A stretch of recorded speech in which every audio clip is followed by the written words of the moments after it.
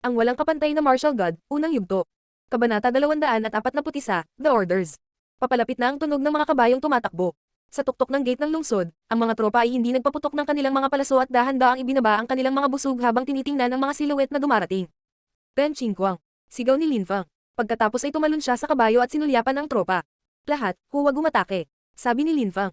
Malinaw na naiintindihan niya na kung sila ay umatake, walang paraan pabalik. Kung sasalakayin nila ang Imperial City, ituturing silang mga rebelde at hindi maiiwasang mapatay.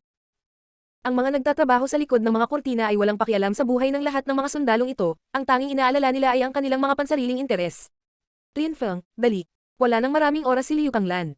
Sabi ni Ren Qingguang na mukhang balisa. Bahagyang tumango si Lin Feng. Siya ay tiyak na nagmamadali dahil sa kadahilan ng iyon. Buong magdamag siyang tumatakbo papunta sa Imperial City. Alam niyang hindi niya kayang maging mabagal. Tumingin si Lin Feng sa mga tao sa tuktok ng pader ng lungsod at sumigaw. Si Lin Feng ay babalik sa Imperial City, buksan ang gate. Alam ni Lin Feng kung paano siya gustong itapon ni Zuyu. Sa isang banda, gusto nila siyang patayin, ngunit sa kabilang banda, kailangan nila siyang mamatay sa hangganan ng walang saksi. Sa sandaling iyon, sa mismong periphery ng Imperial City, ang buong pulutong ay nanunood sa pangyayari. Kung papatayin nila siya, mapipilitan silang ipakita ang kanilang tunay na intensyon. Gaya ng inaasahan, nang marinig ng tropa ang pangalan ni Lin Feng, nagulat silang lahat. Dahan-dahan nilang ibinaba ang kanilang mga pana na ikinagalit ni Meng Chong. Isang malamig na ekspresyon ang lumitaw sa kanyang mukha. Panay ang titig niya kay Lin Feng. Lin Feng, bulong ni Meng Chong. Pagkatapos ay sinabi niya ng may malamig na tono. Si Lin Feng ay inagaw. Rimo Yu, kung narito siya ngayon, marahil ay dahil siya ay naging isang rebelde at ngayon ay nagtatrabaho sa kanila. Hindi siya makapasok sa Imperial City. Bukod dito, mayroon ding mga rebeldeng ito, nakakagulat na naglakas loob silang palibutan ng Imperial City, naghahanda na salakayin tayo gamit ang kanilang mga palaso. Dapat natin silang patayin, humanda sa pag-atake. Ha? Kumunat ang noo ni Lin Feng. Atake. Mga rebelde. Napakawalan Jia. Hindi lang si Lin Feng ang nagulat, ang mga tropa sa tuktok ng gate ng lungsod ay nagulat. Din, kabilang si Meng Gufang, ngunit ang mga utos ay kailangang sundin, kaya ang mga tropa ay nagtaas muli ng kanilang mga pana, naghahanda sa pagpapaputok. Maglakas loob ka ba? Sa sandaling iyon, si Duan Xingye ay nasa tabi din ni Lin Feng sakay ng isang kabayo. Ang mga tao ay namangha. Ito ay ang prinsesa, Her Highness. Nagulat din si Meng Chong, nanginginig ang mga labi. Dati umaasa si Meng Chong na mapapangasawa niya ang prinsesa balang araw ngunit napilayan ni Lin Feng ang kanyang paglilinang. Siya ay naging isang basura at hinding-hindi niya mapapangasawa si Duan Xingye. At saka, naintindihan niya kung bakit gustong lumaban ng mga tropa sa labas ng gate ng lungsod, nang maisip niya iyon, bumungad sa kanyang mukha ang nakakatakot na ekspresyon. Apoy. Sigaw ni Meng Chong habang winawagriwa ang kamay. Siya ay tumingin lubhang malupit. Nang matapos magsalita si Meng Chong, namutla si Meng Gufang, na nasa likod ni Meng Chong. Huwag barilin. Galit na sigaw ni Meng Gufang. Kahit na gusto niyang patayin sina Prinsesa Duan Xingye at Lin Feng, sa sandaling iyon, nakabalik na sila ng ligtas sa Imperial City, hindi na nila kayang patayin ang mga ito. Magdudulot iyon ng malaking problema. Kung pinatay ni Meng Chong sina Lin Feng at Duan Xingye, mapapasaya nito ang ilang mga tao ng Imperial family at ang iba ay hindi masaya. Hindi naman masyadong issue si Lin Feng, pero ang anak ng Emperor. Sino ang mananagot sa pagpatay sa kanya? Ang mga kaisipang ito ay lohikal at common sense ngunit ang puso ni Meng Chong ay napuno ng puot at selos kaya naman gusto niyang umatake. Pas. Pas. Ilang palaso ang pam ito sa hangin. Ang ekspresyon ng mukha ni Lin Feng ay malamig. Tumalon siya sa ere, nagtransform ang kamay niya sa isang espada at agad niyang pinutol ang mga pana. Gusto mong patayin ang prinsesa, gaano kalakas, ang mga rebeldeng ito ay dapat mamatay. Sabi ni Lin Feng, habang malamig na nakangiti. Agad siyang sumugod patungo sa gate ng lungsod sa hindi kapanipaniwalang bilis. Kasabay nito, nagmamadali rin sina Ren Qingguang at Meng Qing patungo sa gate ng lungsod. Ang kamay ni Lin Feng ay tumusok sa kapaligiran. Agad na namatay ang mga nagpaputok ng kanilang mga palaso. Hindi man lang sila nagkaroon ng oras para mag-react. Nagulat ang mga sundalo na hindi bumaril nang marinig nila si Meng Gufang. Si Lin Feng at ang iba ay madaling nakarating sa gate tower. Kanina, ikaw ang nagutos na barilin, gusto mong patayin ang prinsesa. Sabi ni Lin Feng sa malamig na tono kay Meng Chong. Ang lalaking ito na naman. Nang makita ni Meng Chong ang ekspresyon ng mukha ni Lin Feng, nagsimula siyang manginig. Naisip niya na kung makikita niyang muli si Lin Feng, prestihiyosong magagawa niyang utusan ang mga tropa na patayin siya ngunit sa sandaling iyon, madaling humarap si Lin Feng sa kanya. Ang isang sulyap ay sapat na upang sirain ang kanyang sigasig. Ang tanging natitira sa kanyang puso ay takot. Takot talaga siya kay Lin Feng. Sa huling pagkakataon sa Lovesick Forest, si Lin Feng ay naging walang awa at napilayan ang kanyang cultivation, hindi siya hinayaang makatakas. Dahan-dahan siyang umaatras, ang mga mata ni Lin Feng ay nakakagulat na sapat na upang takutin siya sa pag-atras. Si Meng Gufang ay humakbang pasulong at tumingin sa binata sa kanyang harapan.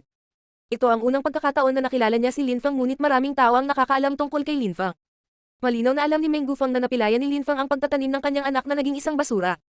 Hindi sinasadya ni Meng Chong, hindi niya alam na nandoon ang prinsesa.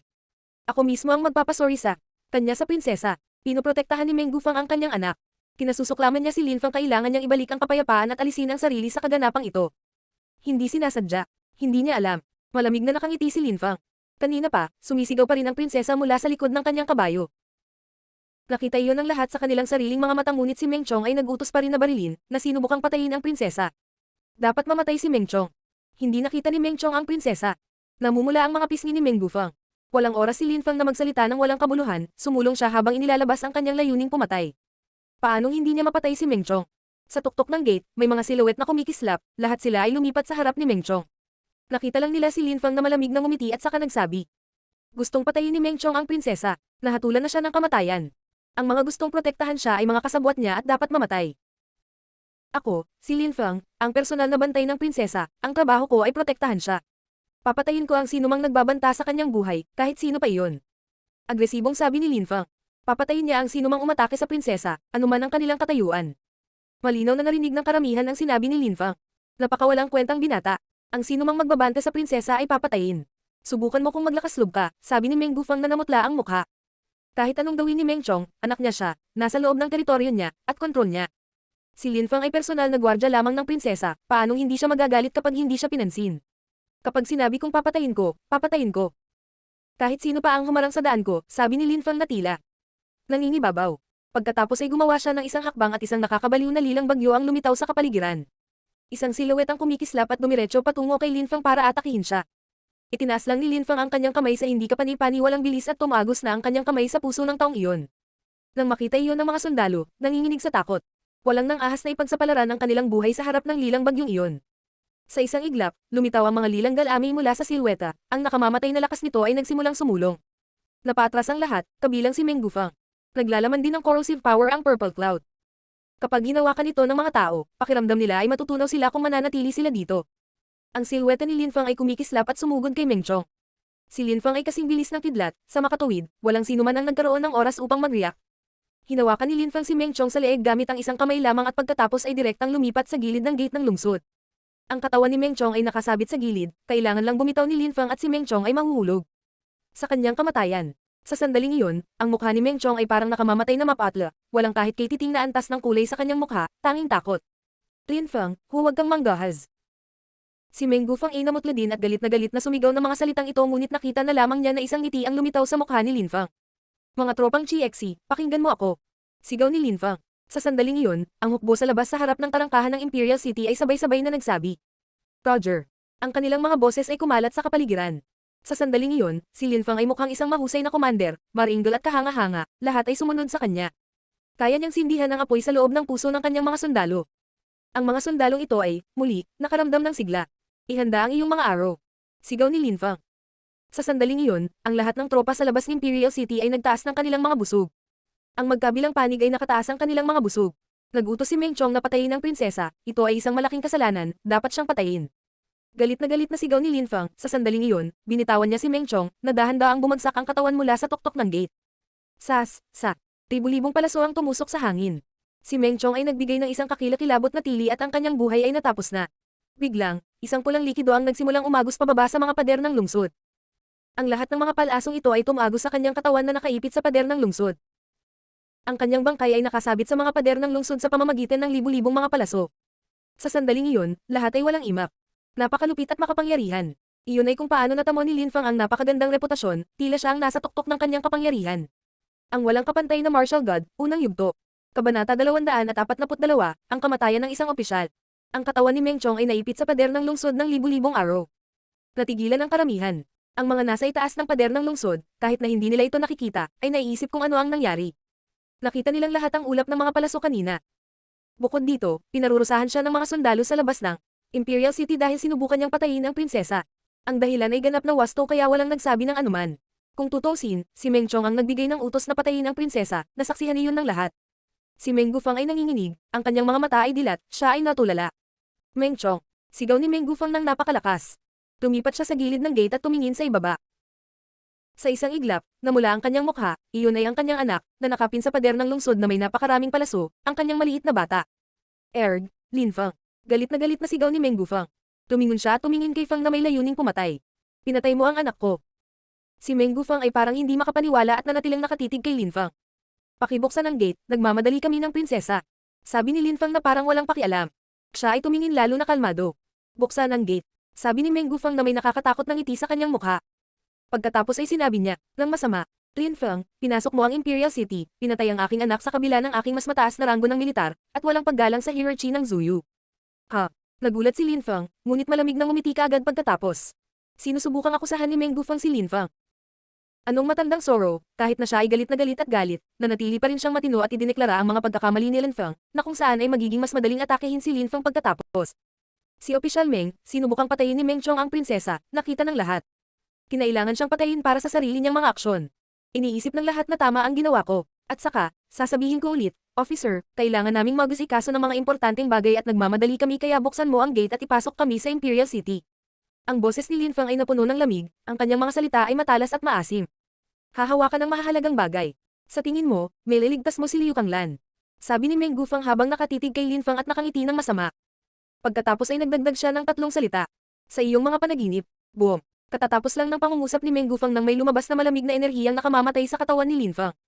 Nagulat si Meng Gufang at sinabing, anong gagawa mo? Si Lin Fang ay nanatiling tahimik, ang kanyang silhouette ay kumikislap at ang kanyang kamay ay naging matalim na espada. Na tumagos sa kapaligiran. Si Meng Gufang ay nagpakawalan ng nakakatakot na hiyaw. Sinubukan ni Meng Gufang na hadlangan ang pag-atake ni Lin Fang gamit ang kanyang mga bisig, gayunpaman, pinutol ni Lin Fang ang kanyang mga braso sa kanyang pag-atake. Ang pag-atake iyon ay muling namangha sa karamihan. Ang mga tropa ni Meng Gufang, ilang sandali noon, ay gustong salakayin si Lin Fang ngunit naroon sina Ren Qingquang at Meng Qing, pinipigilan silang sumulong. Tahimik lang silang nakamasid sa eksena. Gustong patayin ni Meng Chong ang prinsesa, kailangan kong protektahan ang prinsesa at patayin si Meng Chong kaya naman may personal na sama ng loob sa akin si Meng Gufang. Bukod pa, patuloy niyang tinatanggihan ang pagpasok ng prinsesa sa Imperial City at hindi nirerespeto ang hierarchy ng Zuyu Country. Ako, si Lin Fang, ay papatayin ang sinumang kumakatawan. Sa isang banta sa seguridad ng prinsesa. Si Lin Fang ay nakatayo doon na ang kanyang buhok ay lumilipad sa hangin, ang kanyang boses ay umaalingaw sa abot tanaw. Tumibok ang puso ng mga tao. Hindi lang pinatay ni Lin Fang si Meng Chong kundi gusto rin niyang patayin si Meng Gufang. Papatayin niya ang sinuman sa kanyang paraan. Nang matapos siyang magsalita, humakbang si Lin Fang at sinuntok si Meng Gufang. Kaagad pagkatapos, ang mukha ni Meng Gufang ay namutla, nagsimulang bumulwak ang dugo mula sa kanyang bibig, ngunit siya ay nakatitig pa rin ng masama kay Lin Fang. Nakalusot din si Meng Gufang sa ikawalong layer ng Ling Chi, tulad ni Lin Fang, ngunit alam ni Lin Fang ang tungkol sa pagsasanib ng lupa, na naging dahilan upang mas mabilis. Si Meng Gufang, isang sandali bago, ay masyadong pabaya at ang kanyang mga braso ay pinutol. Ikaw lang ang taong responsable sa landas na pinili mo. May hindi ka panipaniwalang sword energy na lumabas mula sa kamay ni Lin Fang at agad na tumagos sa katawan ni Meng Gufang at pagkatapos ay durog ang kanyang mga vital organ. Sa isang pitik ng kanyang kamay ay pinalipad ni Lin Fang si Meng Gufang sa gilid ng mga pader ng lungsod. Inilabas ng mga tropa sa labas ng Imperial City ang kanilang mga arrow na sumipol sa hangin at sinamahan ni Officer Meng Gufang ang kanyang anak, na nakapin sa pader ng lungsod, walang buhay. Pinarusahan silang dalawa ni Lin Fang bilang mga kriminal. Sa mundo ng paglilinang, lakas lamang ang mahalaga, lakas ay hustisya. Tumingon si Lin Fang at tumingin sa tropa. Sa wakas, nakita niya ang isang taong may baluti ng isang opisyal. Ikaw ba ang non-commissioned officer? Malamig na tanong ni Lin Fang. Lumakas ang tibok ng puso ng taong iyon. Personal niyang nasaksihan ang pagkamatay ni Meng Chong at Meng Gufang. Sila ay dumanas ng isang malupit na kapalaran. Parang namatayan ang kumakalat na chismis tungkol sa Crown Prince, kung sino man ang nang-ahas na kontrahin siya. Talaga, sabi nung taong yun habang kinakabahan na tumatango. Kailangan namin ng prinsesa na pumunta sa Imperial City, may gagawin kami, buksan mo agad ang gate. Mahinahong sabi ni Lin Fang. Natigilan ang taong iyon at nanatiling tahimik. Bibigyan kita ng 5 segundo para pag-isipang mabuti ang mga susunod mong gagawin. Kung hindi mo papasukin ang prinsesa, nakakagawa ka ng pagkakasala laban sa Zuyu Imperial Clan. Sabi ni Lin Fang sa malamig na tono. Pagkatapos ay nagsimula siyang magbilang. 1, 2. Buksan ang gate. Matigas ang ekspresyon ng mukha ng non-commissioned officer. Paano niya mabibigyan ng oras si Lin Fang para simulan ng countdown? Pinatay ng lalaking iyon si Meng Chong at ang kanyang ama. Hindi magdadalawang isip si Lin Fang na patayin din siya. Gaano man ang sitwasyon, ang pinakamahalagang bagay ay ang mabuhay, ang mga problema sa hinaharap ay kailangang balewalain. Buksan mo ang gate, buksan mo ang gate. Sabi ng mga kawal na inuulit ang utos. Isang dagandong na ingay ang kumalat sa kapaligiran, ang dambuhalang tansong gate ay dahan-dahang bumukas mismo. Opisyal Ren, ikaw at ang mga tropa, ay escort ang prinsesa sa Imperial City at siguraduhin ang kanyang seguridad. Sabi ni Lin Fang na malamig at nakahiwalay. Tumanggo si Ren Qingquang at nagsabi. Sige. Kaagad, tumalon si Ren Qingquang sa hangin at bumalik sa likod ng kanyang kabayo. Sumigaw siya. Ay escort natin ang prinsesa sa Imperial City at tiyakin ang kanyang kaligtasan. Ang mga tropa, na sumasakop sa isang malawak na lugar, lahat ay nagsimulang tumakbo patungo sa Imperial City. Walang imak ang karamihan. Ang pagtiyak na protektahan ang prinsesa ay malinaw na dahilan upang payagan ang mga tropa na makapasok sa Imperial City. Ngunit walang sinabi ang prinsesa. Kinokontrol ni Lin Feng ang buong sitwasyon, sino ang maglalakas loob na magsabi ng kahit ano. Walang tigil ang ingay ng mga kabayong tumatakbo sa lupa, hinintay ni Lin Feng na makapasok ang lahat ng tropa sa Imperial City at pagkatapos, pumasok na rin sila ni Meng Jing. Nakasabit sa mga pader ng Imperial City ang dalawang bangkay na nakapin ng maraming arrow. Ang tanawin, tulad ng dati, ay nakakagulat para sa sinumang makakita nito. Si Lin Feng ay isang natatanging binata na ang puso ay nag-aalam sa katapangan, nagawa niyang baligtarin muli ang takbo ng mga pangyayari. Napakatapang niya na napatay pa niya sina Meng Chong at Officer Meng nang hindi man lang kumukurap. Siya ay walang awa na pinatay ang mga ito. Siyempre, upang maging matapang, ang isa ay kailangan ding magkaroon ng angkop na lakas. Madaling matatalo ni Lin Feng si Officer Meng Gufang na nakalusot sa ikawalong layer ng Qi. Napakalakas niya. Nakita ng karamihan kung gaano siya kalakas. Kung hindi siya mamamatay, balang araw ay magiging napakasama niya ang 8 mataas na opisyal ng Zuyu. Bukod dito, malapit na siyang maging mas malakas, mas halimaw, kaysa sa mga matataas na opisyal sa ibaba ng ranggo. Ang walang kapantay na martial god, unang yugto. Kabanata 243, ang opisyal ng Qi Xi. Sa Imperial City, mayroong isang napakalawak na parisukat na gawa sa bluestone. Ito ay matatagpuan sa isang buhay na distritong Imperial City. Napakalaki ng daloy ng mga tao na patungo sa direksyong iyon. Sa gitna ng parisukat na iyon, may maliwanag na pulang hagdanan na gawa sa metal na nagbigay ng nakakasilaw. Naliwanag. Ang paglipad ng hagdan na iyon ay humantong sa isang puting entablado. Sa entablado na iyon, mayroong isang malaking metal na haligi na may simbolo ng krus sa itaas. Nakasabit ang mga tanikala sa krus na iyon. Mayroong 2 lubhang matutulis na kawit, nakakagulat ang tanawin, ang layunin ng 2 kawit na ito ay tuhog sa mga braso ng taong nakakabit sa krus. Ang yugtong iyon ay ang death sentence stage at ginamit upang patayin ang mga may tanyag na katayuan sa lipunan ngunit nagalit sa pamilya ng imperial. Kaya, lahat ay maaaring masaksihan ng pagpapatupad. Matapos patayin ang kriminal, ang bangkay ay isasabit sa krus sa pamamagitan ng pagtuhog sa kanyang mga braso. Gamit ang mga kawit, ang bangkay ay isasabit doon ng ilang linggo bilang babala sa iba. Ipinaalam nito sa lahat kung ano ang parusa sa pagkagalit sa pamilya ng imperial. Sa sandaling iyon, may karagatan ng mga tao sa paligid ng death sentence stage. Napuno nila ng buo ang malaking parisukat. Gayunpaman, ang mga direktang nakapaligid sa death sentence stage ay pawang mga sundalong Zuyu, walang makalapit sa stage. Hindi ko talaga akalain na si General Liu Kanglan ng banal na palaso, na napakahusay, ay mapupunta dito ngayon. Sa dami ng tao, may mga nagbubuntong hininga. Nakatingin sila sa silhouette sa stage, si Liu Kanglan talaga. Sa sandaling iyon, nakagapos ang katawan ni Liu Kanglan. Kahit na siya ay itinuturing na isang kriminal at papatayin, hindi siya mukhang mapagpakumbaba o mayabang. Si Liu Kanglan ay walang pinagsisisihan, siya ay inosente. Sa harap ng karamihan, 2 magagandang mata ang nanonood kay Liu Kanglan sa entablado. Ang kumikinang na patak ng luha ay umaagos sa isang set ng matangkad na pulang pisngi. Tatay, isinakripisyo mo ang iyong kabataan para kay Zuyu at inialay mo pa ang iyong buong buhay para dito. At ito ay kung paano nila ipinapahayag ang kanilang pasasalamat. Ang magandang taong iyon ay si Liu Fei. Siya ay mukhang mas mature at mas maganda kaysa sa mga araw ng Yunhai Sect ngunit sa sandaling iyon, nakakaramdam siya ng kalungkutan, desperado at kawalan ng pag-asa. Ang kanyang puso ay nadudurog sa 1,000 piraso. Fei Fei, tandaan mo ang sinabi sa iyo ng iyong ama, manatili kang ligtas, mabuhay ka. Makakapaghiganti ka lang sa kanya kung buhay ka. Sa tabi ni Liu Fei ay isang nasa katanghaliang gulang na lalaki, mukha siyang kalmado ngunit masakit din ang kanyang puso, lalo na nang makita niya si Duan Tian. Nais niyang putulin ang kanyang mga organo at maligo sa kanyang dugo. Nangyari ang lahat dahil kay Duan Tian lang, kabilang ang pagkamatay ng daan-daang libong sundalo, ngunit sinisisi niya si Liu Kanglan sa lahat ng mga bagay na ito. Sinisisi niya si Liu Kanglan sa pagkidnap din sa prinsesa. Ito ay isang kakilakilabot na kapalaran para sa isang bayani tulad ni Liu Kanglan. Lahat ay katawa-tawa. Ma'am, tumanggo si Liu Fei, ngunit hindi makapagbitaw ng salita, bumigat ang kanyang puso. Kailangan niyang ipaghiganti ang kanyang ama, si Duan Tian lang ay hindi maaaring payagang mabuhay, mamamatay man siya o siya ay mamamatay. Ang iyong ama ay palaging kumbinsido na si Lin Feng ay paprotektahan at aalagaan ka, na walang mangyayari sa kanya. Pagkatapos ng araw na ito, pupunta tayo at hahanapin siya kahit na ang ibig sabihin ay pumunta sa Moyu. Sabi ng medyo may edad na lalaki. Nanatiling tahimik si Liu Fei. Nasaan si Lin Feng sa sandaling iyon? Hindi niya alam kung bakit ngunit sa sandaling iyon, labis niyang namiss si Lin Feng, hindi niya kailanman kailangan ng isang tao. Kapag nalulungkot ang isang babae, lagi niyang iniisip ang taong pinakamamahal niya. Si Liu Fei, sa sandaling iyon, ay nakaramdam ng kawalan ng lakas. Nasa harapan niya ang kanyang ama at malapit ng mapatay, ngunit wala siyang magawa para pigilan ito. Tahimik lang niyang pinagmamasdan ang pagkamatay ng kanyang ama. Tumingin si Duan Tian lang sa langit at may ngiti ng kaligayahan sa kanyang mukha. Si Duan Tian lang ay naghihintay para sa araw na ito sa loob ng maraming taon. Noon pa man ay gusto na niyang patayin si Liu Kanglan at sa sandaling iyon, malapit na siyang bitayin. Paanong hindi magiging masaya si Duan Tian lang? Dumating na ang oras, maghanda na tayo. Sabi ni Duan Tian lang na parang hiwalay. Kaagad pagkatapos, hinayla ng apat na malalakas na magsasaka ang mga tanikala na nakatali kay Liu Kanglan, ang kanyang mga pagkakatali ay biglang humigpit, at pagkatapos, ang kanyang katawan ay hinayla sa hangin. Hindi nagreklamo si Liu Kanglan, ang kanyang mga paa ay hinayla sa bawat direksyon at siya ay nakakulong sa lugar, patuloy lang siyang nakatingin sa malayo.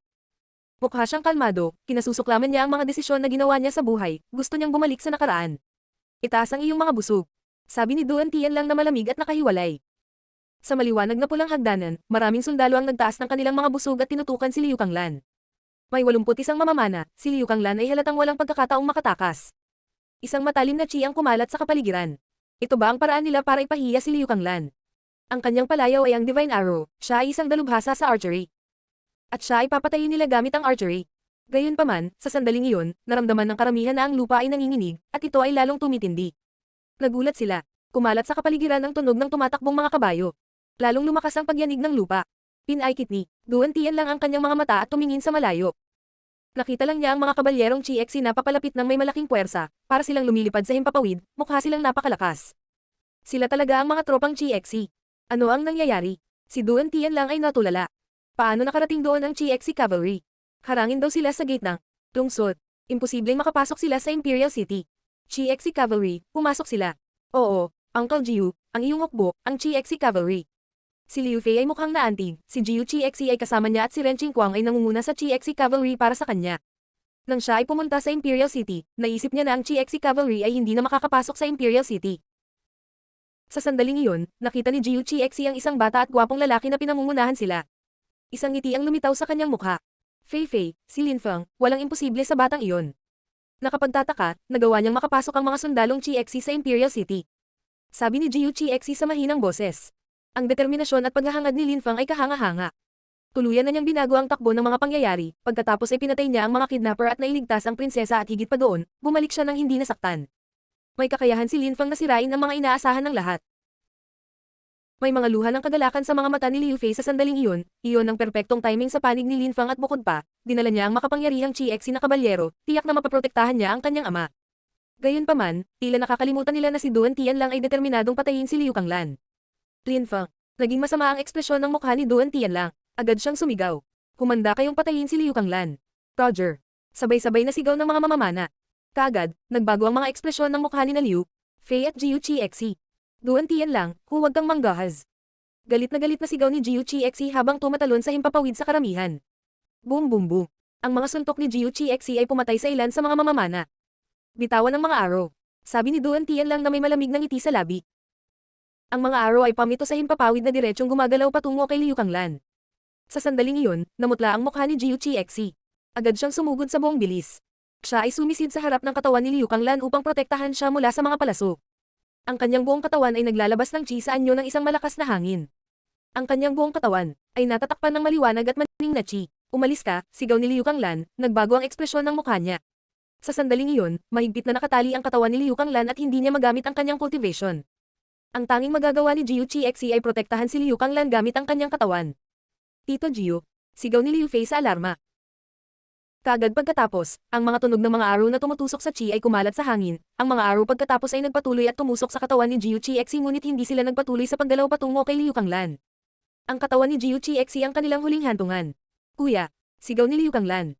Ang kanyang puso ay nakaramdam ng walang katapusang sakit. Sa kanyang noo ay isang itim na selyo. Ang selyong iyon ay patuloy na kumikinang, dahilan upang hindi niya magamit ang kanyang lakas. Mamatay ng magkasama. Malamig na sigaw ni Duan Tian lang. Nagsimula na siyang gumalaw ngunit sa mga sandaling iyon, isang napakalamig na enerhiya ang dumating sa kanyang katawan, pakiramdam niya ay mag-freeze siya on the spot. Frozen Heart. Tumigil sa paggalaw si Duan Tian lang. Namutla ang kanyang mukha, lumingon siya at nakita ang isang alon ng purong chi na gumulong patungo sa kanya. Ito ay brutal na malamig. Sa isang iglap, naramdaman niya ang sobrang lamig sa kanyang katawan at napatras siya, hindi makagalaw palapit kay Liu Kanglan. Mamatay. Galit na sabi ni Lin Feng. Itinutok ni Lin Feng ang kanyang espada, ang liwanag nito ay sobrang ningning at nakasisilaw sa mga mata. Ang mga mamamana ay walang tigil na nagpapaputok ng kanilang mga palaso. Ang ekspresyon ni Lin Feng ay nagpahayag ng purong layunin ng pagpatay. Agad na pinatay ni Ren Qingguang ang apat na tao na humihila sa apat na kadena na humawak kay Liu Kanglan. Walang humpay na umaagos ang dugo mula sa bibig ni Jiu Chi-Xi ngunit nakangiti siya. General, iaalay ko ang aking buhay para sa iyo, pagkatapos kong mamatay, si Lin Feng ay maaaring maging opisyal ng mga tropang Chi-Xi. Si Liu Kanglan ay walang katapusang nagdadalamati, ang kanyang mga mata ay puno ng luha. Si Jiu Chixi ay naging napakabuting kaibigan sa loob ng 100 taon. Hindi sila kailanman nagtalo at noon pa man ay tinuturing nilang tunay na magkapatid ang isa't isa, tinuturing nilang pamilya ang isa't isa. Maraming beses, balikatan silang maban. Gayunpaman, sa sandaling iyon, isinakripisyo ni Jiu Chixi ang kanyang sarili. General, gusto kong sabihin ang isang huling bagay. Nakasandal si Jiu Chixi kay Liu Kanglan, saka siya yumuko at may ibinulong Saturday Enga ni Liu Kanglan. Bumababa na ang intensity ng boses ni Jiu Chixi. Nang matapos siyang magsalita, tumingin siya kay Liu Kanglan at ngumiti sa kanya. General, sa loob ng mahigit 100 taon, wala akong ibang tinawag na iba maliban sa general kapag nakikipag-usap sa iyo, ngayon, tatawagan kitang kapatid. Ang salitang kapatid ay may malalim na kahulugan. Pagkatapos sabihin iyon, nawala sa intensity ang boses ni Jiu Chixi, humihina ang kanyang hininga at naging malabo ang kanyang paningin. Mabilis na umalis ang kanyang sigla sa kanyang katawan at unti-unting pamipikit ang kanyang mga mata. Siya ay kalmado na nakahiga sa dibdib ni Liu Kanglan na may hindi nagbabagong ngiti sa kanyang mukha. Si Liu Kanglan ay nakatingin kay Jiu Chixi at isang walang katapusang agos ng luha ang nagsimulang tumulo mula sa kanyang mga mata. Mga kapatid, mailalarawan ba ng gayong simpleng salita ang relasyon ng dalawang ito sa hindi mabilang na mga taon? Si Jiu Chixi ay hindi gumagalaw, nakahiga sa dibdib ni Liu Kanglan. Hindi na siya muling Magi gising. Ang walang kapantay na martial god, unang yugto. Kabanata 244, Sino ang Taksil?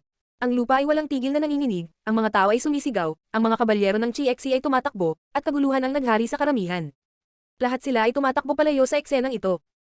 Sa isang maikling sandali, ang mga sundalong Zuyu ay hindi na nakapalibot sa death sentence stage, sa halip, pinalitan sila ng Chixi cavalry habang umaatres ang mga sundalong Zuyu. Malayo, kasabay nito, isang malaking grupo ng mga sundalong Zuyu ang paparating upang umatake mula sa likod ng entablado. Ngunit ang mga kabalyerong Chixi ay biglang tumigil at tumingin sa silhouette na nakasandal sa dibdib ni Liu Kanglan. Noong nakaraan, ang taong iyon ay dating pinuno nila. At siya ngayon ay pinatay. Ang mga sibat ng mga tropang Chixi ay lumipad sa himpapawid. Nagsimulang bumilis ang tibok ng puso ng lahat. Handa ang mga sundalong Chixi na palibutan ng Imperial City para sa kanilang general, kaya rin nilang salakayin ang mga sundalong Zuyu para sa kanilang opisyal. Ang nangyayari sa loob napakalaking lugar na iyon ay ganap na kaguluhan, libu-libong sundalo na ang namatay, ano ang dahilan? Si Lin Fang ay nanatiling hindi nakikipag-usap. Si Jiu Chixi ay isang tunay na pinuno at isang mahusay na tao. Ang espada ni Lin Fang ay sumasayaw sa hangin. Pinutol niya ang mga tanikala sa katawan ni Liu Kanglan ngunit si Jiu Chixi ay nakasandal pa rin sa kanya, sa katahimikan. Lin Fang, pumasok ka sa Imperial City kasama ang mga rebeldeng puwersa at personal na iniligtas ang kriminal na si Liu Kanglan. Deserve ka ng kamatayan. Sabi ni Duan Tian lang na tila malamig ang boses, nakatitig siya kay Lin Fang. Mga puwersang rebelde. Sabi ni Lin Fang habang nakatitig kay Duan Tian lang. Malamig din ang tono niya. Mamatay. Sigaw ng isa sa mga sundalong Chixi. Mamatay. Nakakabilib at mabigat ang sigaw na iyon. Ang nakamamatay na enerhiya ay kumalat sa kapaligiran. Itinaas ng sundalong Chixi ang kanyang mahabang sibat. Tumigil ka, sigaw ni Lin Fang habang nakatalikod. Sa isang iglap, tumahimik ang lahat sila ay nakatingin kay Lin Fang, hindi nila maintindihan kung bakit niya sila pinigilan, gayunpaman, lahat sila ay tumigil sa paggalaw at nanatiling tahimik. Wala akong utos sa iyo na umatake, kung aatake ka, personal kitang papatayin. Malamig na sabi ni Lin Fang. Ang mga puso ng Chixi Calvary ay tumitibok ngunit nang makita nila kung gaano kahigpit ang hitsura ni Lin Fang, lahat sila ay nanatiling tahimik. Palibutan ng entablado. Malamig na sabi ni Lin Fang. Sinunod ng mga sundalong Chixi ang kanyang utos at nagsimulang tumakbo. Sa isang iglap, pinalibutan ng mga sundalo ng Chixi ang buong death sentence stage upang kahit isang patak ng tubig ay hindi makatulok. Sa sandaling iyon, si Lin Fang ay naging isang uri ng haligi para sa mga sundalong ito, kahit na hindi siya ang kanilang direktang superior, lahat ay sumunod sa kanyang mga utos. Mamamatay ka. Si Duan Han ay nakatayo sa tabi ni Duan Tian lang, pinaikit niya ang kanyang mga mata at matinding tinitigan si Lin Fang. Pinangunahan ni Lin Fang ang isang hukbo ng rebelde, kahit na si Lin Fang ay itinuturing na isang bayani sa Zuyu, nakagawa siya ng krimen at kailangan niyang pagbayaran ito. Malamig na sumulyap si Lin Fang kay Duan Han. Kumalabog ang puso ni Duan Han. Pagkatapos ay isinara niya ang kanyang bibig at pagkatapos ay binaliwala siya ni Lin Fang na parang isang insekto. Nagsimula siyang maglakad papunta sa harap ng death sentence stage. Dalhin mo rito ang kamahalan. Sabi ni Lin Fang. Kaagad pagkatapos, ang ilang mga sundalo na nakasuot ng tansong maskara ay dahan-dahang dumating, sa likod nila ay isang magandang silhouette sa isang kabayo. Ang magandang babaeng iyon ang nagpabilis ng tibok ng puso ng mga tao. Mukha siyang dalisay at marangal. Hindi ka panipaniwala, iyon ang prinsesa ni Zuyu, si Duan Xinye. Princess, bumalik ka na. Lin Feng, nagpunta talaga kay Mo Yu mag-isa at bumalik kasama ang prinsesa. Naisip ng ilang tao sa karamihan habang nakatingin sa magandang silhouette na iyon. Tungkol kay Duan Tian lang, pinaikit niya ang kanyang mga mata, hindi lamang dumating si Lin Fang kundi pati na rin ang prinsesa. Mga kawal, saludo kayo sa inyong prinsesa. Sabi ni Lin Fang habang sinusulyapan ng mga sundalo. Hindi nila naiintindihan kung ano ang ginagawa ni Lin Fang sa sandaling iyon, ngunit lumuhad sa isang tuhod at sabay-sabay na sumigaw. Kamahalan. Tahimik na tumingin si Linfang sa mga sundalong nakapalibot sa death sentence stage at malamig na sinabi. Paanong hindi sumaludo ang hukbo ni Duan Tian lang sa prinsesa? Hindi ba siya ang iyong prinsesa? Ganito ka, ba talaga ka walang galang? Natigilan si Duan Tian lang, agad siyang sumigaw ng malamig. Bakit hindi ka lumuluhod? Ang mga sundalong Zuyu ay sumunod sa utos at lumuhod, habang sabay-sabay na sumigaw. Kamahalan. Saludo si Duan Tian lang sa kamahalan. Bumalik na ang kamahalan, magandang balita ito para sa ating bansa, Zuyu. Sabi ni Duan Tian lang habang bahagyang nakayuko at nakayuko. Ito ay lahat salamat kay Linfang. Mahinahong sabi ni Duan Xinye habang malamig na nakatingin kay Duan Tian lang. Nang marinig ni Duan Tian lang ang paraan ng pagsasalita ni Duan Xinye, nagbago ang ekspresyon ng kanyang mukha. Hindi niya alam kung ano ang sasabihin. Gusto niyang mamatay si Linfeng at inakusahan siyang nagdala ng mga puwersang rebelde. Ngunit sa sandaling iyon, bumalik si Linfang kasama ang prinsesa, na isang hindi kapani-paniwalang pagsasamantala ng militar. Tulad ng inaasahan, si Linfang ang batang bayani ng ating bansa. Sabi ni Duan Tian lang habang nakataas ang kanyang ulo at pagkatapos ay sinabi sa maliit na boses habang nakangiti. Ngunit kahit na iniligtas ka ni Linfang, nakagawa pa rin siya ng isang malaking krimen sa pamamagitan ng pagtitipon ng mga puwersang rebelde at pagdadala sa kanila sa Imperial City, at hindi iyon isang maliit na krimen. Iniisip pa rin ni Duan Tian lang kung paano niya maaakusahan ang iba ng mga krimen. Sabi ni Linfang na walang pakialam. Si Duan Tian lang ay matigas ang ulo at nagsabi. Ang mga meritorious na gawa ay mga meritorious na gawa, ang mga krimen ay mga krimen. Ako si Duan Tian lang, ay dapat magpahayag ng iyong mga pagkakamali para sa kapakanan ng hustisya. Hustisya. Duan Tian lang, gaano na ba katagal mula noong huli tayong nagkita? Parang lalo kang nagiging walang hiya sa tuwing magkikita tayo, akala ko imposibleng maging mas walang hiya pa sa iyo noong huli tayong nagkita, pero muli mo namang napatunayang mali ako. Sabi ni Linfang sa malamig na tono. Ang mga tao ay namangha. Nakakagulat na ng ahas si Linfang. Natawaging walang hiya si Duan Tian lang sa harap ng lahat. Muling yumanig ang lupa at kumalat ang mga ingay sa kapaligiran. Nagulat ang karamihan. Bumalik muli ang mga tao at nagbukas ng landas. Sa sandaling iyon, isang hindi kapani-paniwalang bilang ng mga sundalo ang darating, iyon ay ang Imperial Guards. Gamaan ang pakiramdam ni Duan Tian lang. Ilang sandali pa, dumating na ang hukbo ng mga gwardya. Gustong umatake ng mga sundalong GXC na nakapalibot sa death sentence stage ngunit winagayway ni Linfang ang kanyang kamay, senyales na tumayo sila at manatiling kalmado. Dalawang silhouette ang dahan-dahang nagmula sa grupo ng Imperial Guards. Ang isa sa kanila ay nakasuot ng baluti, siya ay mukhang maharlika at makapangyarihan, habang ang isa ay isang gwapong binata, ang pangalawang prinsipe, si Duan Wuya. Pinatay mo ba sina Meng Gufeng at Meng Chong? Ang taong ito ay si Meng Han, ang opisyal ng Imperial Guards, si Officer Meng Gufeng ay kanyang kapatid. Sabi ni Duan Wuya talaga. Sabi ni Linfang na parang kalmado, malamig at hiwalay. Ha? Natulala si Duan Tian lang, pinatay ni Linfang sina Meng Gufeng at Meng Chong. Sa loob-loob niya, malamig siyang tumawa. Tinitigan niya ng masama si Linfang at pagkatapos ay nagsabi. Linfang, iniligtas mo ang prinsesa na isang pagsasamantala ng militar ngunit sa pagiging mayabang, naglakas loob kang pumatay ng isang opisyal at pagkatapos ay nagdala ng mga puwersang rebelde sa Imperial City. Pareho itong matinding krimen laban sa bansa. Upang mabayaran ang iyong mga krimen, ang tanging solusyon ay kamatayan. Pagkatapos, lumingon si Duan Tian lang at tumingin kay Duan Wuya. Kamahalan, mangyaring parusahan si Linfang para sa kanyang mga krimen. Si Duan Wuya ay mukhang relaxed, ganap niyang nakontrol ang kanyang emosyon. Isang mahinang ngiti ang lumitaw sa gilid ng kanyang bibig at sinabi niya. Linfang, gusto ka ni Duan Tian lang na parusahan sa iyong mga kasalanan, may gusto ka bang sabihin? Oo, sabi ni Linfang habang bahagyang tumango, pagkatapos ay agad siyang lumingon kay Duan Tian lang at sinabi. Duan Tian lang, noong panahon ng digmaan, dahil gusto niya akong patayin, lumikha siya ng kaguluhan sa loob ng ating hukbo, na nagpapahintulot sa hukbong Moyu na samantalahin ang kahinaan na kanyang nilikha. Daan-daang libong sundalo ng Zuyu ang namatay para magkaroon siya ng pagkakataon na patayin ako, ito ay isang bloodbath. Ngayon gusto niya akong parusahan para sa aking mga krimen ng parusang kamatayan. Hindi ko iniisip na ito ay isang kakaibang bagay sa lahat. Nang matapos magsalita si Linfang, ang mga tao ay namangha. Nagdulot si Duan Tian lang ng kaguluhan sa loob ng sarili nilang hukbo dahil gusto niyang patayin si Linfang. Mula sa kanilang narinig, si Liu Kanglan ang may pananagutan dyan. Kalokohan ang sinasabi niya, kamahalan, hindi lang traidor si Linfang kundi isa rin siyang sinungaling na maliit na daga. Huwag kang magtiwala sa kanya. Sabi ni Duan Tian lang. Siyempre, hindi niya aaminin ang kanyang mga pagkakamali, lubos na alam iyon ni Linfang. Tinatawag akong traidor ni Duan Tian lang, pero hindi siya nagbibigay ng paliwanag at gusto niyang parusahan.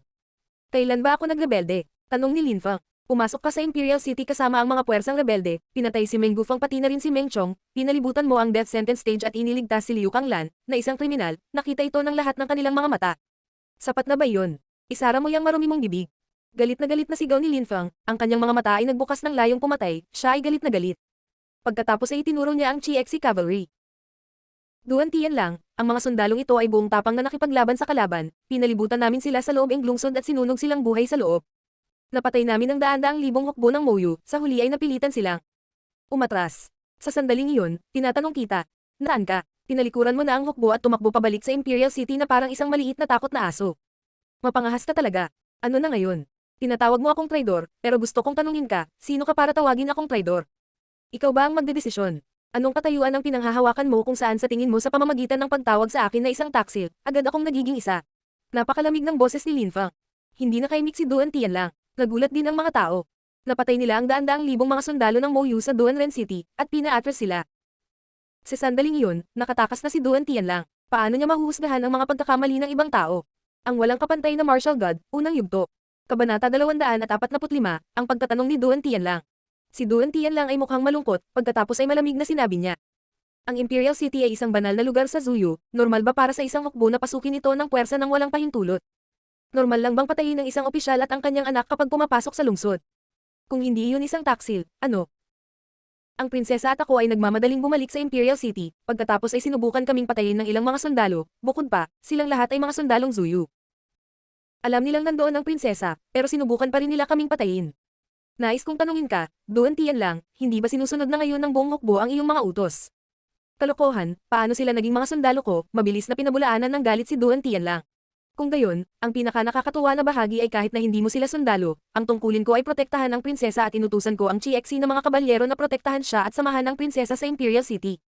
Gayunpaman, Duan Tian lang, tinatawag mo akong traidor at gusto mo akong patayin. Tinawag mo rin itong mga sundalong rebeldeng puwersa. Kung naiintindihan ko ang iyong argumento, malinaw mong sinasabi na kami ay isang hukbong rebelde at karapat-dapat na mamatay, dahil pinrotektahan namin ang prinsesa laban sa hindi mabilang na mga squad ng mga sundalo ng Zuyu na sinasabi mong hindi mo kontrolado, tama ba? Ang mga salita ni Linfang ay nagpalubog sa mukha ni Duan Tian. Ilang salita lang ang sinabi ni Linfang, ngunit nalantad niya si Duan Tian lang. Napakahusay ng mga huling salita ni Linfang kaya na-corner nila si Duan Tian lang. Siyempre, hindi krimen ang pagprotekta sa prinsesa, ngunit ang pagkamatay ni Officer Meng Gufang at Meng Chong, paano mo ipapaliwanag ang mga ito? Ang mga bagay ay hindi kasing simple ng gusto mong paniwalaan ng iba. Sabi ni Duan Tian lang na mukhang masama. Nasa labas ako ng Imperial City, alam ni Meng Chong na ang prinsesa ay nasa gitna natin ngunit binigyan pa rin ng utos ang mga sundalong Zuyu na magpaputok ng mga palaso sa amin, kasama na ang prinsesa. Duan Tian lang, ako, si Linfang, gustong itanong sa iyo, tama bang gawin ang pagpatay sa kanya? Pinaikit ni Duan Tian lang ang kanyang mga mata at sinabing, oo, karapat-dapat siyang mamatay. Kung ganoon, may itatanong pa ako sa iyo.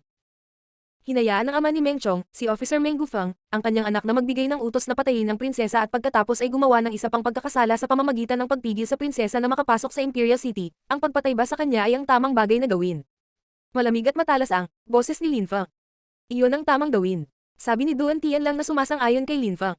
Duan Tian lang, ikaw na mismo ang nagsasabi, nararapat silang mamatay, kaya ngayon gusto kong tanungin ka, anong krimen ang nagawa ko? Ako ba ay isang taksil dahil pumasok ako sa Imperial City kasama ang mga sundalo na nagpoprotekta sa prinsesa? Malamig na sabi ni Linfang habang nakatitig kay Duan Tian lang. Pinigilan ni Linfang ang pag-atake ng mga sundalo ni Chiexi dahil may plano siya. Maliit na halaga ang ilang 10,000 libong sundalo, kung sila ay sumalakay, sila ay agad na itinuturing na isang hukbo ng rebelde at nawasak. Pinrotektahan mo ang prinsesa, iyon ay talagang isang karapat-dapat na gawa, ngunit isang sandali bago, pinatay mo ang ilang mga sundalo na kabilang sa mga tropang tagapagpatupad at iniligtas ang kriminal na si Liu Kanglan, hindi ba isang krimen iyon? Siyempre hindi krimen iyon. Sabi ni Linfang habang nakatitig kay Duan Tian lang at pagkatapos ay nagpatuloy. Nakipagdigma si General Liu Kanglan at nakipaglaban kay Mouyu para sa ating bansa, si Zuyu, ngunit pinabayaan mo siya, isa kang deserter na nag-akusa sa kanya ng sarili mong mga krimen. Paanong hindi ko siya maliligtas? Isang pagliligtas. Si Duan Tian lang ay may nakakatakot na ekspresyon sa kanyang mukha. Si Linfang, muli, ay pinahiya siya. Sa harap ng lahat. Duan Tian lang, hindi mo kailangang magmadali at bigyang katwiran ang iyong sarili. Marami na akong sinasagot na mga tanong, gayunpaman, mayroon kang sariling mga krimen na dapat sagutin. Sabi ni Linfang na may ngiti ngunit walang ngiti sa kanyang mukha. Pagkatapos ay nagpatuloy siya. Si Duan Tian Lan, ang Chiexi Cavalry at ako ay nagpoprotekta sa prinsesa, bakit hindi mo matukoy ang mabuti sa masama? Bakit mo nasabi na nakagawa tayo ng mga krimen? Bakit mo kami minadali para akusahan ng iba't ibang krimen? Bakit mo ako sinusubukan sa bawat posibleng pagkakataon na hatulan ako ng kamatayan? At saka, pagdating ko rito, bakit mo sinubukan at minadali ang pagbitay kay Liu Kanglan? Isa pa, nang bumalik kami ng prinsesa sa lungsod, sinalakay kami ng ilang squad ng mga sundalong Zuyu, sa pagkakaalam ko, inuutusan mo ang mga sundalong iyon, hindi ba ikaw ang nag-utos sa kanila na patayin ako at ang prinsesa? Ang mga tanong ni Linfang ay nagpagulat sa mga tao.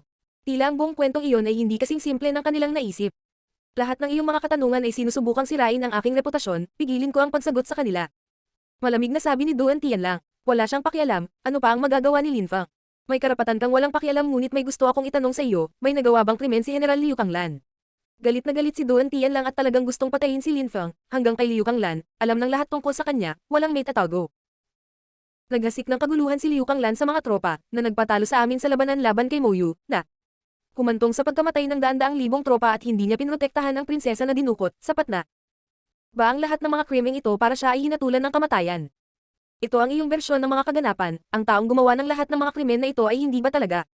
Ikaw, sabi ni Lin Fang habang nakangiti ng walang pakialam. Kaagad pagkatapos, itinuro niya si Duan Huya at sinabi, narito ang pangalawang prinsipe bilang saksi, sana ay hindi ka maglakas loob na magsinungaling sa harap ng ating pangalawang prinsipe. Ako iyon. Pag-amin ni Duan Tianlang habang pinipilit niya ang mga salita mula sa kanyang bibig. Kehe, walang hiya, walang hiyang aso, pero sa kabilang banda, hindi ako nagulat. Sabi ni Lin Fang habang nakangiti. Nakakahiya kay Duan Tianlang ang tono niya. Matanong ko lang, ikaw Duan Tianlang, sabi mo nakidnap ang prinsesa, saan ba talaga siya kinidnap? Siya ba ay nasa isa sa mga tolda ni Liu Kanglan sa sandaling iyon o nasa isa sa iyong mga tolda? Tumiti si Lin Fang at sinabi, narito ang prinsesa sa harapan natin, sana ay hindi ka nagbalak na magsinungaling. Si Duan Tianlang ay blanko na nakatingin kay Lin Fang. Gagalaw na sana ang kanyang bibig ngunit nagsalita. Si Duan Huya, Tito, para sa hustisya, pakisagot ang mga tanong ni Lin Fang. Magiging patas ako. Awkward ang sitwasyon para kay Duan Tianlang, sinabi niya sa mahinang boses. Nasa isa siya sa mga tent mula sa campsite ko. Nang marinig ng mga tao si Duan Tianlang, nagkagulo sila, nakakagulat, ito talaga ang eksaktong ipinaliwanag ni Lin Fang. Dahil iyon ang mga katotohanan, may isang bagay na hindi ko talaga maintindihan, kung ang prinsesa ay kinidnap sa isa sa iyong mga tolda, bakit kailangang pasanin ni Liu Kanglan ang responsibilidad para dito? Paano siya nakagawa ng krimen? Bukod pa rito, mayroon ka pa ring mukha para utusan ang pagpatay kay Liu Kanglan. Gusto kong marinig ang paliwanag mo. Si Lin Fang ay nagsasalita ng napakalakas upang malinaw na marinig ng lahat ang kanyang sinasabi. Pakipaliwanag. Sigaw ng lahat ang mga sundalong GXC na nakapaligid sa death sentence stage. Ang ekspresyon ng mukha ni Duan Tianlang ay lubos na nakakatakot. Sa sandaling iyon, kung hindi pa nakabalik sina Lin Fang at Duan Xinye, napatay na sana si Liu Kanglan. Ang buong sitwasyon ay nagbago. Si Liu Kanglan ay isang general, hindi niya nasiguro ng maayos ang seguridad ng campsite na nagbibigay ng pagkakataon sa mga tropang Mo Yu na kidnapin ang prinsesa, syempre isa itong krimen. Sabi ni Duan Tianlang na sinusubukang ipasa muli ang sisihin, ngunit malinaw naman, ang kanyang argumento ay hindi na makahikayat ng sinuman sa karamihan. Kaya iyon ang dahilan. Sabi ni Lin Fang habang nakangiti. Bueno, nandoon din ako, at sa sandaling sinubukan kong habulin ng mga kidnapper, hinarang ng iyong mga tropa ang aking dinadaanan at sinabing may pakana ako laban sa prinsesa. Ikaw ang laging gustong patayin ako, kagad pagkatapos na kinidnap ang prinsesa, nandyan ka na para patayin ako, ngunit hindi mo nakita ang mga kidnappers, paano mo nagawa iyon? Nang sabihin niyon ni Lin Fang, lahat ay tumingin kay Duan Tianlang na naghihintay ng agarang sagot. Nais ng lahat na malaman kung ano talaga ang nangyari sa larangan ng digmaan na humantong sa pagkamatay ng daan-daang tribong sundalo. Nanatiling tahimik si Duan Tianlang. Dahil nananatiling tahimik si Duan Tianlang, ako na mismo ang magsasabi kung ano ang nangyari. Duan Tianlang, gusto mong ipakita na parang ako ang may kasalanan at isinakripisyo ang prinsesa para ayusin ang isang personal na sama ng loob sa akin. Nang makita ni Liu Kanglan na sinusubukan mong patayin ako ng hindi makatarungan, dinala niya ang kanyang hukbo upang pigilan ka at pagkatapos ay inutusan mo ang iyong mga sundalo na salakayin siya. Malinaw na ito ay gawa ng isang marangal na bayani sa digmaan. Bukod, sa sandaling naihasak ang kaguluhan. Sa hukbo, ang hukbo ni Mo Yu ay sumalakay at napatay nila ang daan-daang libo mula sa hukbo. Ang boses ni Lin Fang ay kalmado at solemna.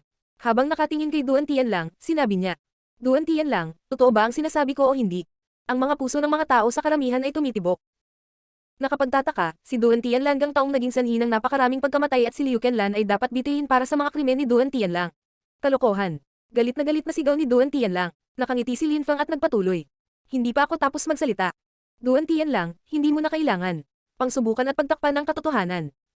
Pagkatapos ng kaguluhan, at pagkatapos na patayin ang daan-daang libong sundalo, bumalik ang hukbo ng Zuyu sa Duanren City, may ebidensya na ang taong dumukot sa prinsesa ay nagtatrabaho para kay Mo Yu. Bukod pa, sa sandaling ng prinsesa ay dinukot, ang mga sundalo sa ilalim ng iyong utos ang hamarang. Sa aking dinadaanan at hinayaan ng mga kidnapper na makatakas, sila ay mga taksil, at muli ay nakakagulat. Na sila ay nasa ilalim ng iyong utos. Masasabi kong walang kahit isang tao sa loob ng hukbo ang hindi nakakaalam sa mga gawaing ito ng pagtataksil. Anong paliwanag ang maibibigay mo? Kaya ayon ang nangyari, ang taong dumukot sa prinsesa ay kay Mo Yu at si Duan Tianlang ang nag-uutos. At saka, ginagamit niya ang bawat pagkakataon para patayin si Lin Fang. Nakakabigla ang balitang iyon. Pagkatapos nito, nakipaglaban kami ni Liu Kanglan sa kaaway, nag-organisa ng pananambang sa Duanren City at sinunog ito. Sa sandaling iyon, ikaw, Duan Tianlang, ay umalis na sa Imperial City. Alam ng lahat kung gaano ang nangyari pagkatapos. Binago mo ang buong kwento at binigyan mo si Zuyu ng maling bersyon ng mga kaganapan kung saan si Liu Kanglan ang may pananagutan sa iyong mga krimen, pagkatapos ay ginawa mo ang lahat ng iyong makakaya upang maisakatuparan si Liu Kanglan. At saka, nawawala kami ng prinsesa. At ipinalagay na patay na, kaya hindi kami makapagpapatoto sa iyong mga krimen. Ang problema ay kung ang alinman sa amin ay bumalik ng buhay, ikaw ay nasa problema kaya't nag-utos ka ng ilang mga pangkat ng mga sundalo na patayin kami sa daan.